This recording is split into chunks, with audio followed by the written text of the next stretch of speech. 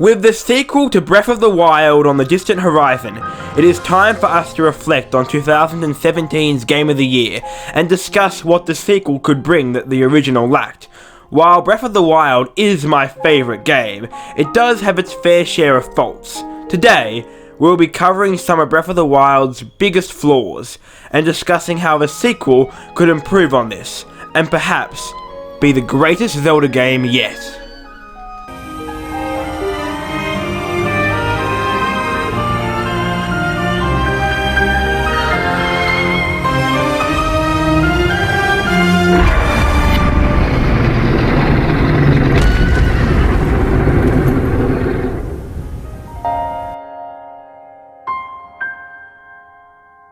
While Breath of the Wild's divine beasts were interesting in their own right, they had a great sense of place in the world and they juggled interesting concepts, they were a far cry from the heights of the previous Zelda dungeons from previous games.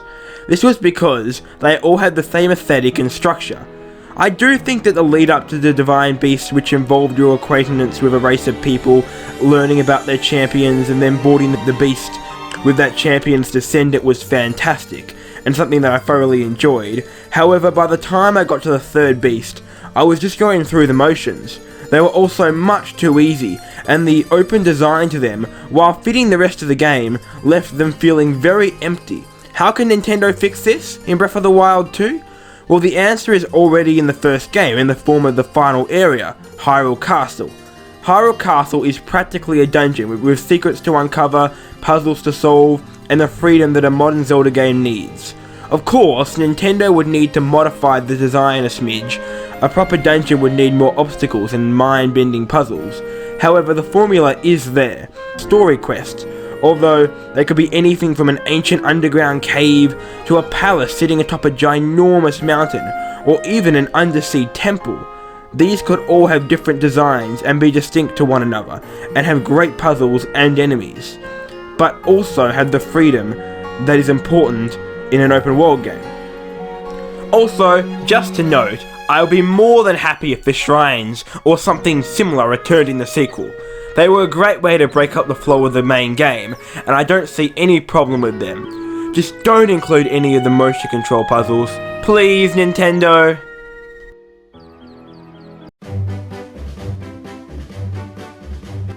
Breath of the Wild does have some truly incredible side quests, such as the Stolen Heirloom or Tarry Town.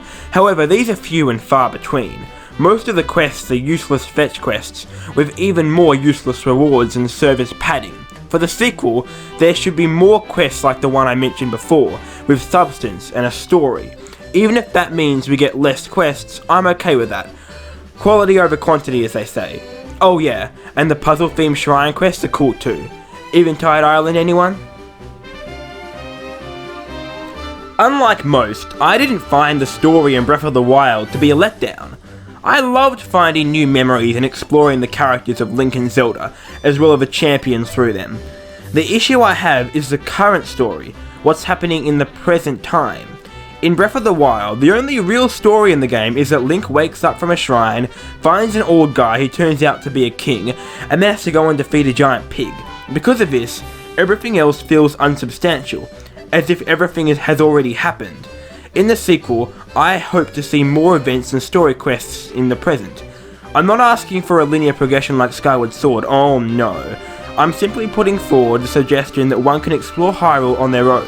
However, when they get to a certain story area, a large story segment plays out in which they must do certain quests and maybe even a dungeon to alter the story. This is by no means a super important change, however it would do a great deal for the story, something that Zelda games are generally quite good at telling, but Breath of the Wild kind of dropped the ball there. My next idea is a little extravagant, however I would love to see the ocean play more of a part in the sequel, maybe through boats that we can control, or more islands to explore.